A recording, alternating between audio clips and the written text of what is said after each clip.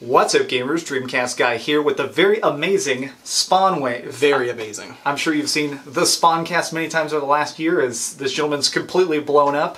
Well, we're actually here at a convention at the same place for once, which is weirdly... Katsucon, yes. Katsucon. You came all the way here, we drove 2 hours. Okay, yeah, that's true. Yeah. I had to take a plane ride to get here, yes. but it was worth it. But since I actually have one of my best internet friends in the flesh for once, and somebody you've all grown to like, I figured we'd just randomly talk about gaming childhood. That's something we don't really get to talk about, is what made us big-time gamers. It's all about the here and now. Yeah, it's true. It's true. Yeah, if it's not about Metroid Prime 4, nobody gives a shit. So yeah, I figured let's just randomly talk about what's one of your first like really hardcore gaming memories where you remember like staying up all night playing a game and just being like, this is it. The one that I remember staying up all night was probably Mega Man X, because we rented it. And back then, when you're younger, you get one game and that's it. Yeah. But when I was too young, they wouldn't let me stay up at all.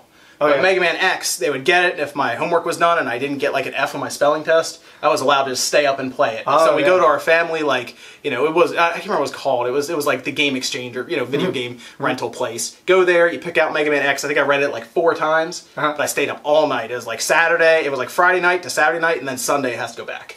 I did that with I kept re-renting GoldenEye back in the day. That was the same thing. It was like a Blockbuster right across the street, and my dad would never look at what I was renting. He would just swipe his credit card. It's the best kind of parenting. And he got real mad when he found out that I kept renting the same game. He was like, "Why don't you just buy it? Just buy it." Well, it's the worst because Mega Man X3 was like $20 there when they were closing down. Didn't buy it. That was like $200-something. I remember when all the Blockbusters were closing down, and that's when I bought some of my first. Oh, I remember when Hollywood Video was shut down everywhere, and I bought a bunch of Dreamcast games for like 20 cents each, but they had this giant sticker across the entire cover that said, like, Hollywood Video exclusive. It's like, why would you do that? Why would you ruin the game you're trying to sell? Yep. So the mom and pop store got run out of business by Hollywood Video when they moved in. Now Hollywood Video's just gone. So yeah, exactly. And now everybody's getting eaten by Netflix and GameFly. So but even they don't even make a lot of money now. They lose money.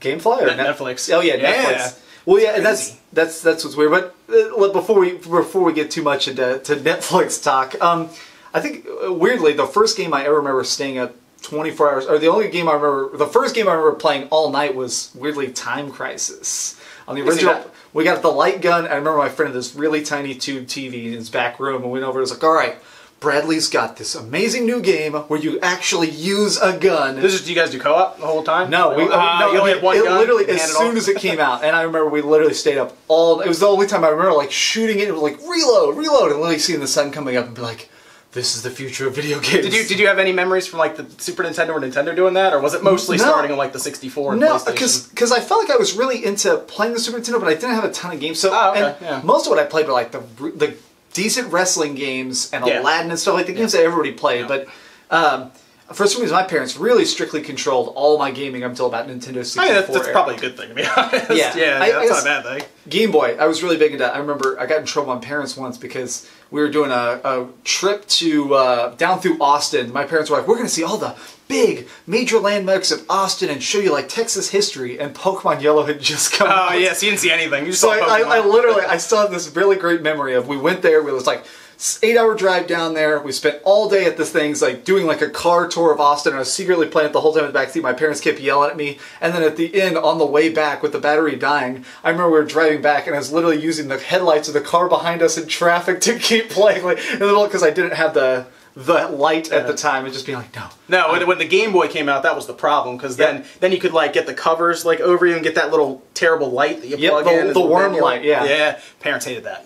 It was, and that's why it was so funny when I remember when the Game Boy Advance SP came out. That seemed like that was amazing. The screen lit up. Yeah, that was when I was in early high school, and I remember those first commercials of like seeing the Game Boy Advance already blew my mind. I was already such a big Game Boy Advance guy, but suddenly like all the previews were literally little kids like us in the dark with the screen just be like, I'm going to burn my eyes out. The Game Gear was out before, but one of my friends got it, and their parents told mine not to get me one because it ate 6 AA's. So they were spending like $20 a week on batteries for that thing. I remember this kid. It's crazy. This kid up the street had the Game Gear. He only had one game, and I think it was called Jet. It was one of those moto racing games. It was just a motorcycle racing game, and it would die so fast. And I remember we would play it for like an hour of literally put the cartridge in, played for an hour. I'm like, that was great. And then the low battery light turns on. I was like, okay, cool. Let's literally, we didn't even care to get more batteries for it. It was just like, cool, all right. They're expensive. They were expensive then. You think they're expensive now? They were really expensive then. Well, it always makes me think it's weird, like, stuff I just never saw. Like, my did not live in a Sega town at all. Nobody had any crazy. Sort of I had Genesis before I had a Super Nintendo. Well, like, it's funny enough because I have a Sega Nomad. It's like, if I had seen a Sega Nomad as a kid, that would have exploded my brain. Watching somebody put a Sega Genesis cartridge into a handheld and play it, I would have been like, how is this real? Yep. You couldn't beat X-Men on it. You needed to hit the reset button. It wouldn't work. Yeah, it's true. It's true. I remember watching a video where someone actually did the mod. There's the wires for a 32X are in a Sega Nomad, but they're purposely disconnected, so people solder them and put the 32X and then Sonic and Knuckles and a Game Shark and have your giant stack of like portability, like sort of. That's great. So what was it like growing up? So you had a Genesis before a Super Nintendo? Yes, I had a Nintendo, then I had a Genesis, then I had a Super Nintendo. I actually got the Genesis for Christmas one year. And it came with Sonic. It was a big deal. Oh, Sonic the pack-in, Came with Sonic. Played that constantly. Then Sonic 2, watched the Sonic commercial, and then you get Sonic 3. I was all Sonic at the time. Oh, yeah? All Sonic, yes. Mario 3 was really big, too. But I actually bought the Super Nintendo from my cousin for $80 just before the Nintendo 64 came out. That's nuts. So, and the Super Nintendo actually still had a couple years of life after the Nintendo 64 came out. People don't remember that. We sort of had the same thing in my household, which is I got the Nintendo right as the Super Nintendo came out. Okay, So like I was always like a little bit generation behind. So was I, yeah. But I feel like a lot of people don't understand now, like when we didn't have the internet and stuff, you didn't know if you were behind. Like their cutting edge games were cool, but everything was new to us. You had to get the times. magazine. You had to get the magazine to even find anything out. Yeah, so because of it, like even when you had an old console, it still seemed brand new. It's new to you? When I got a Super Nintendo, I was like, I don't know. It's like, this is old hardware. Is it? Because Aladdin looks amazing. Yeah, like, and even when the 64 came out, it only had like 2 games. Yep. So well, and I remember the last Super Nintendo games I thought were Nintendo 64 games anyways. Like I remember my rich cousin had Super Mario RPG and Chrono Trigger. That Chrono Trigger, to me, those literally, my brain could not decipher it. It was like, if you look back on it now, it almost looks like a PS1 game. Yeah. You know, it's pretty cool. So. Well, I mean, it definitely runs better on Super Nintendo than it does on PS1. Yes, yeah, a lot of loading times. Yeah, get the DS version. That's the best version. Yeah, that way you're not like, let me save. Yeah. Loading the save screen. Takes forever. Yeah. So now that we've talked a little bit about the past and growing up and all the rental stores that are now long dead, just randomly, what do you consider like your absolute favorite gaming memory? Young or old, anything? Favorite gaming memory? Yeah. Probably was Mario Kart on the Nintendo 64 when we go over to our friend's house and they had like this big like party thing that was going on. We played Mario Kart 64 all night. And I was like, that's when you were like a kid, you know? Yeah. And now everyone just talks to everyone online. Yeah. it's just the way it is now. We did it a lot with Halo back then. My friends, we would literally, my friend had like a 2-story house and we literally have like 4 people, like 4 Xboxes upstairs, 4 Xboxes downstairs. We would do the same thing. Connected. Yep, we do the same thing. We throw the Xbox in the backpack and on the bike. And and people forget, like an 8-pound console feels like a lot when you weigh like 100 pounds. That's a heavy system, yeah. I remember we'd get there, we'd put a lasagna in the oven. The lasagna took 2 hours to cook, so you'd literally play Capture the Flag for like 2 hours, and then the lasagna would be done, and you'd be like, all right, everybody pause, and you'd literally be in the kitchen eating lasagna like, I'm going to fucking we would do that. We'd actually stop. We'd go up the street, get Chinese food, and then come back and play more. We did that. We did so much Halo. It was ridiculous. And I feel like that's kind of why a lot of people think that Halo 2 is the best. I didn't like Halo. I like Halo 1. Halo 1 was my favorite one overall. Thank you. Yeah. See, and that's my thing is I feel like Halo 1, but it could be just that we're intoxicated by the memory of Chinese food. Although I did play it on the PC when it came out, and they just had a demo out. I just played the demo, and it was awesome. Like I played the demo constantly because it was free. Oh yeah. And then, but then the full version came out, and they had levels that weren't in the Xbox version. Oh yeah. And they had weapons. Yeah. The flamethrower. There was like a big forest level. Oh yeah, and I played that. It was actually really cool. So if you didn't play the PC version, you could still technically play it. And I remember when that came out. That was such a big deal because at the time Xbox, they were pushing the original Xbox console so hard. So for them to be like, all right, we'll take one of our exclusives and put it over here, it was like.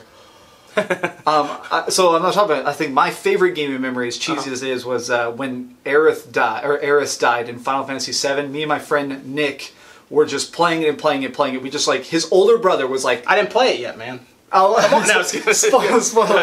Spoiler warning for 20 years ago. So, me and my buddy Nick, right, randomly, his older cool brother who was 16 and totally kissed girls, we were like 12 at the time, he was like, "Y'all want an adult game?" We're like, "Yeah!" And he gave us Final Fantasy VII, and I remember we were playing through it, and we kept getting stuck, we kept getting confused, and we finally got to the end of Disc 1, we're like, "Wow, this is so cool," and all of a sudden, like, "Oh, we finally got up to Eris." Of course, Sephiroth comes down and kills her, and I remember both of us just sitting there like we just watched a war crime. That was a big deal when a main character that you actually leveled up died. Yeah. And you can get her ultimate weapon in that first disc. Yes. Which is really cool. But I'm trying to figure out how they're going to do scenes from that in the new one. Because I went back and I started playing it. There's like scenes where Cloud goes insane and start smacking up Eris in there's that ditch and everything. Well, there's so many weird scenes of the whole psychedelic, trippy part when he splits into different... That's going to be so... and that's why I'm so interested to see what they do with the remake. Because they've said, we're going to keep the cross-dressing scene. We're just going to keep it as close as we can. But I wonder if the next generation playing through it is going to have that same emotional impact. It's not politically correct at all.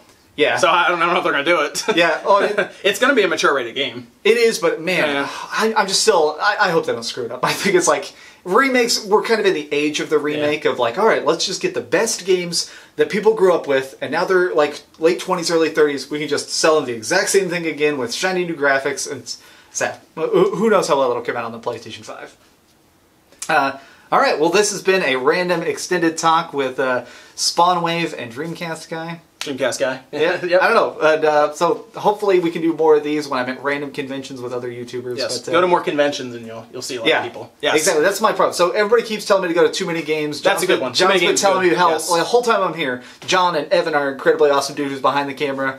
I've been saying that it's the best. So hopefully give this video 1,000 likes and maybe I'll fly out there and we'll see what happens. Like button. Yes. Yeah. All right, cool. So thanks so much for watching. If you enjoyed this video, please give it a like. Comment if you want. Subscribe if you haven't already. Tell them how we ruined Final Fantasy 7 for you. Exactly. Put all the best spoilers in the comments. Someone's leaving that comment. Yeah, and someone's going to be like, Halo 2 is the best of all the Halos. And that's fine. I mean, being wrong is totally alright. Oh, and I almost forgot. We'll just edit this here at the end. Hi, I forgot to say keep dreaming. And definitely subscribe to SpawnWave and watch the SpawnWaveMedia podcast. Maybe you haven't even seen that before. Saturday nights, 9 p.m. Eastern Time. Yeah, on his channel. I'm on it almost every single week, but man, this guy comes up with the best topics and gets the best guests, so even when I'm not there, it's a hell of a time. I watch it secretly on my cell phone while on these trips, so do that, and thanks for watching.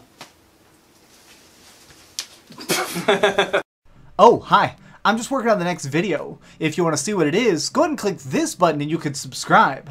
Also, if you click these video links, you can see my latest review and my latest top 10. Now I'm just going to sit here for a minute and wait for you to subscribe. Oh, I guess I could put on these giant glasses. I literally found these on a roller coaster.